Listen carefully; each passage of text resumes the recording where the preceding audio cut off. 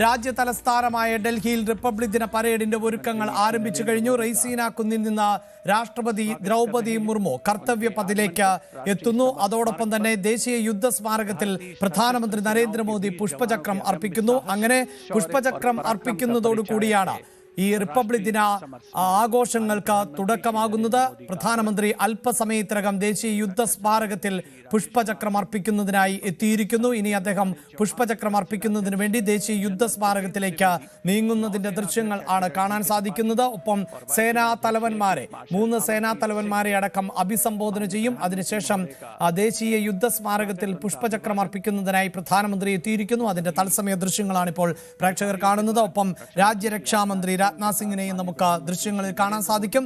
ഇവിടെ നിന്ന് പുഷ്പചക്രം അർപ്പിച്ച ശേഷം പ്രധാനമന്ത്രി നേരെ പോകുന്നത് കർത്തവ്യ പഥിലേക്ക് ആയിരിക്കും. ഇപ്പോൾ ദൃശ്യങ്ങളിൽ കാണുന്നതാണ് ഇന്ത്യയുടെ ഏറ്റവും അഭിമാന സ്തംഭം എന്ന് തന്നെ വിശേഷിപ്പിക്കാവുന്ന ഇന്ത്യ ഗേറ്റിന്റെ ദൃശ്യങ്ങൾ അടക്കം നമുക്ക് കാണാൻ സാധിക്കുന്നു.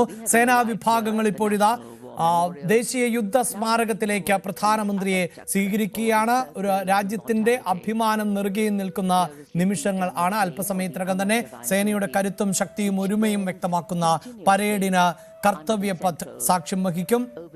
രാജ്യ തലസ്ഥാനത്ത് അതിവിപുലമായ റിപ്പബ്ലിക് ദിനാഘോഷ പരിപാടികൾ ആണ് ഒരുക്കിയിട്ടുള്ളത്.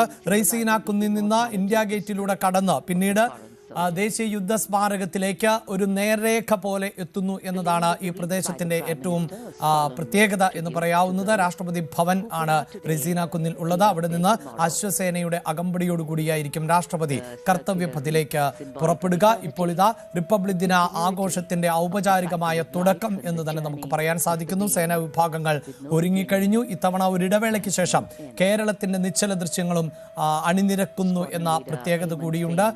ഇതാ പ്രധാനമന്ത്രി ദേശീയ യുദ്ധ സ്മാരകത്തിലേക്ക് എത്തിയിരിക്കുന്നു. പുഷ്പചക്രം അർപ്പിക്കാൻ പോകുന്നതിന്റെ തത്സമയ ദൃശ്യങ്ങൾ ആണ് ഇപ്പോൾ പ്രേക്ഷകർ കാണുന്നത്.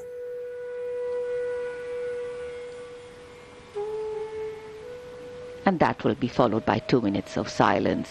Silence, solemn, still, tranquil. While a billion hearts beat, some now lie still. As gratitude, homage and honor call, the silence simply saying it all.